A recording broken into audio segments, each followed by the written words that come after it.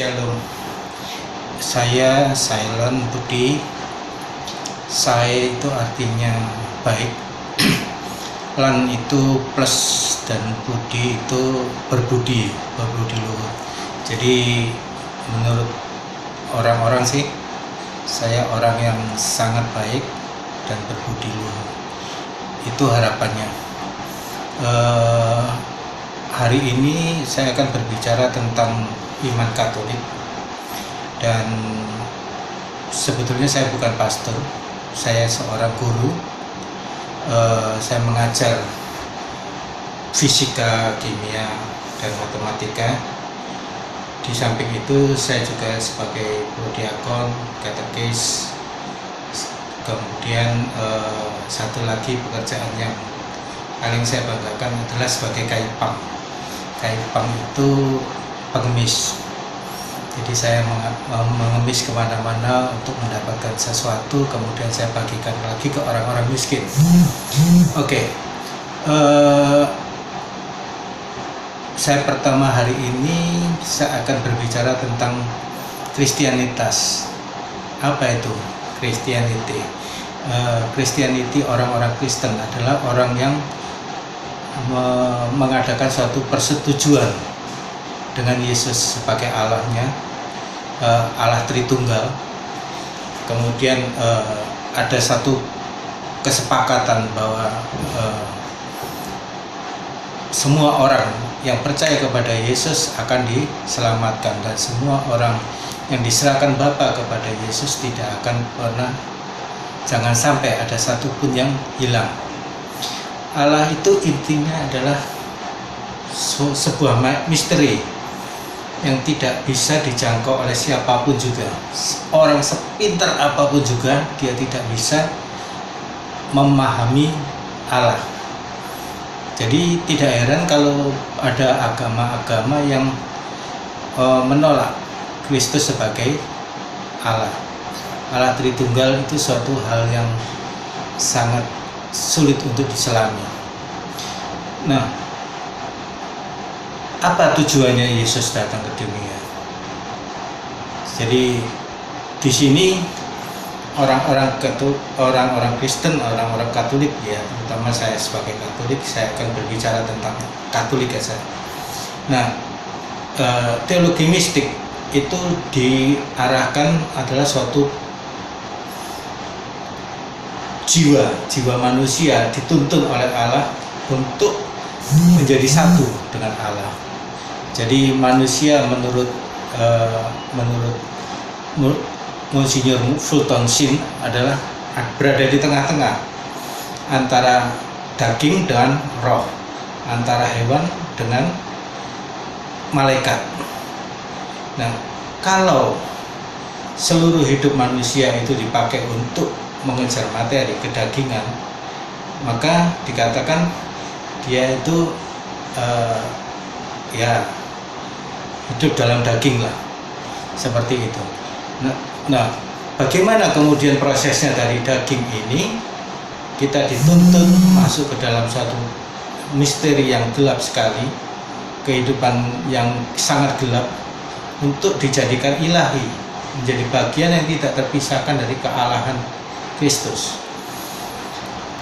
Yohanes dari Salib menjelaskan proses ini sebagai the darkness night of the soul, artinya malam gelap jiwa, di mana kita tidak tahu apa yang akan terjadi, bagaimana Tuhan mengerjakannya, dan bagaimana akhir dari semua peristiwa ini. Kita tidak pernah tahu.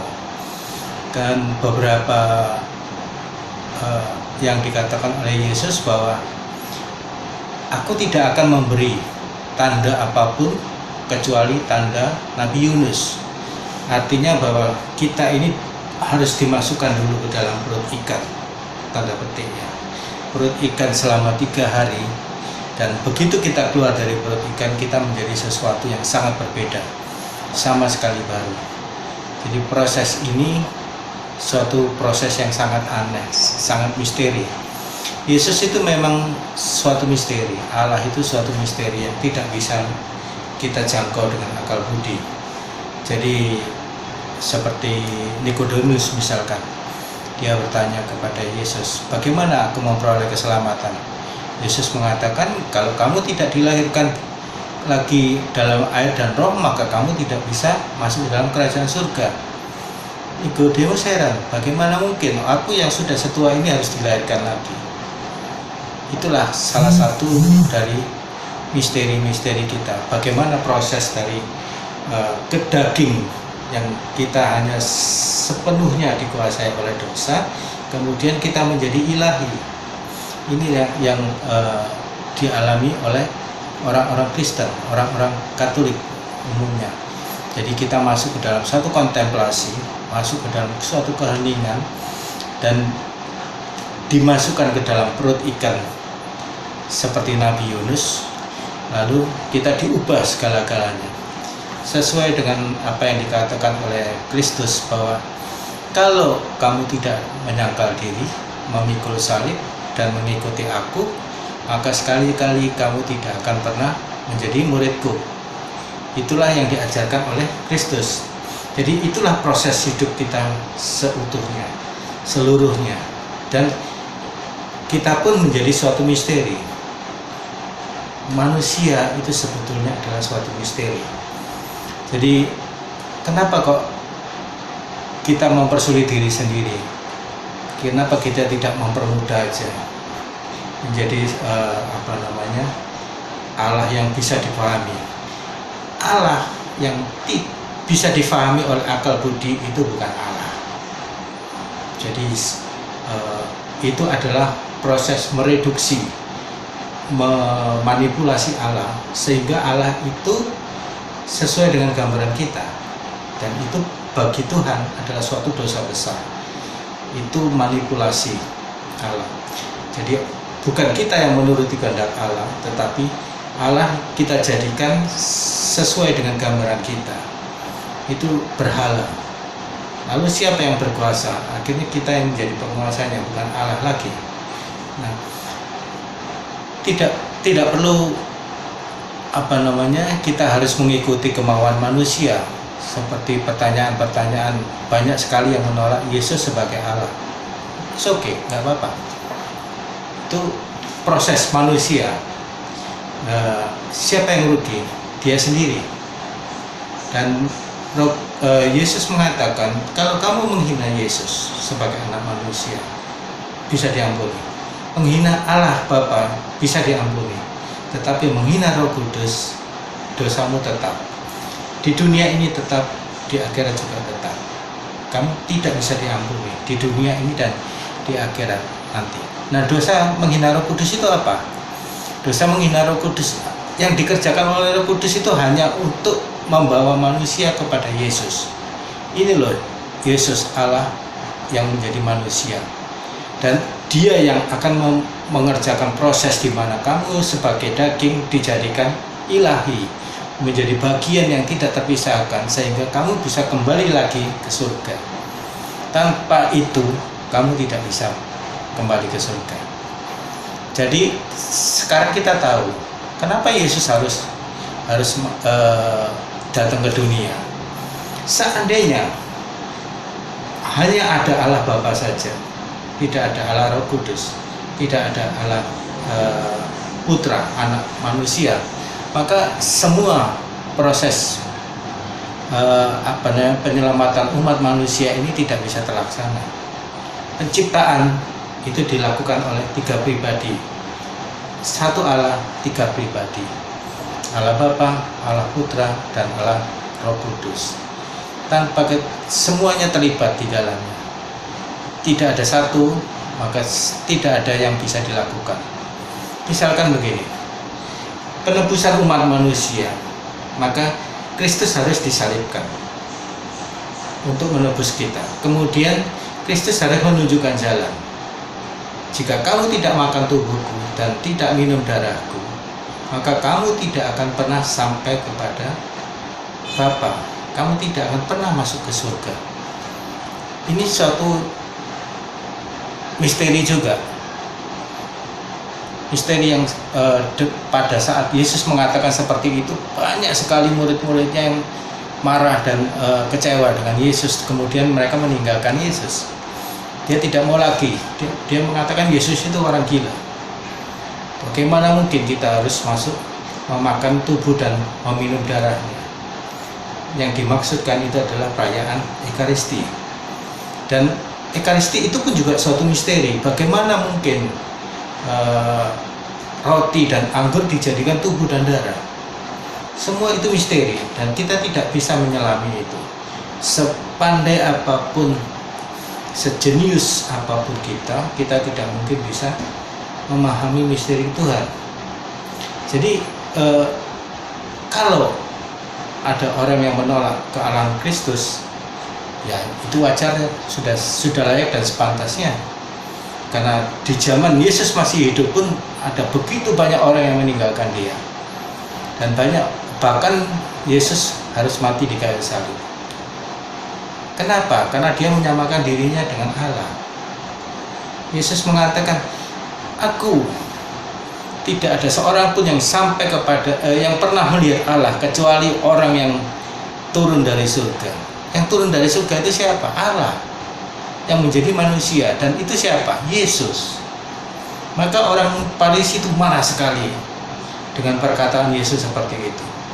Pada saat ada orang lumpuh berteriak pada Yesus, Yesus anak Daud, kasihanilah aku. Lalu Yesus mengatakan, dosamu sudah diampuni. Orang yang marah sekali. Siapa yang berhak mengampuni dosa manusia? Allah. Dan Yesus menyamakan dirinya dengan Allah, karena memang Dia Allah. Nah, banyak sekali bukti-bukti kealahan Dia. Misalkan membangkitkan orang mati. Lalu pada saat hari Sabat Dia ditegur, kenapa kamu tidak menghormati hari Sabat? Kenapa kamu menyembuhkan orang pada hari Sabat? Yesus mengatakan, aku adalah Tuhan hari Sabat. Jadi hari Sabat dibuat untuk manusia, bukan manusia untuk hari Sabat. Nah, banyak sekali hal-hal ini yang suatu misteri buat kita. Tetapi hanya itu jalannya.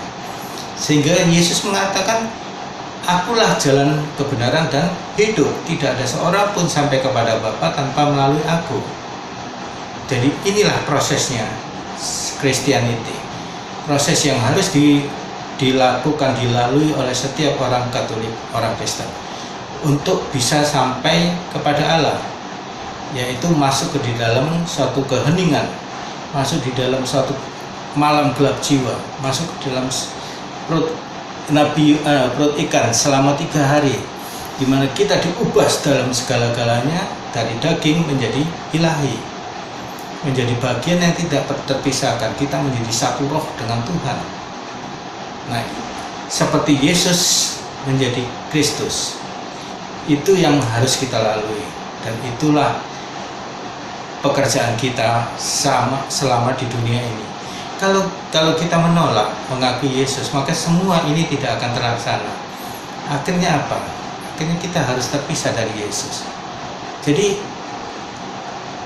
oke lah, kalau kalian tidak bisa menjangkau misteri ini, saya bisa memaklumi, karena tidak ada manusia yang bisa menjangkau misteri ini. Tetapi tolong jangan menghina Tuhan. Saya pernah bertanya kepada Tuhan, Tuhan, apakah saya harus membela Engkau? Tidak. Kamu lihat aku di kayu salib, tidak pernah sepatah kata pun aku mengeluarkan kata-kata untuk membela diriku sendiri. Aku membiarkan Dia meludahi, menelanjangi, memukul, menganiaya aku, bahkan sampai membunuh aku diam saja. Karena aku ingin menunjukkan kepada mereka semua, aku mencintai kamu dengan seutuhnya, dengan segenap hatiku. Aku mencintai kamu, bahkan aku rela mati untuk kamu, agar kamu memperoleh hidup. Dan itulah satu proses yang harus dilalui oleh semua umat manusia. Bagaimana dari daging kita menjadi ilahi, karena kita diciptakan serupa dengan gambar dan rupa Allah. Dalam hal ini bukan hanya wajah dengan fisik kita atau dengan kepandaian kita, tidak. Tetapi yang paling penting dari Allah adalah ilahi, keilahiannya. Semoga bisa bermanfaat.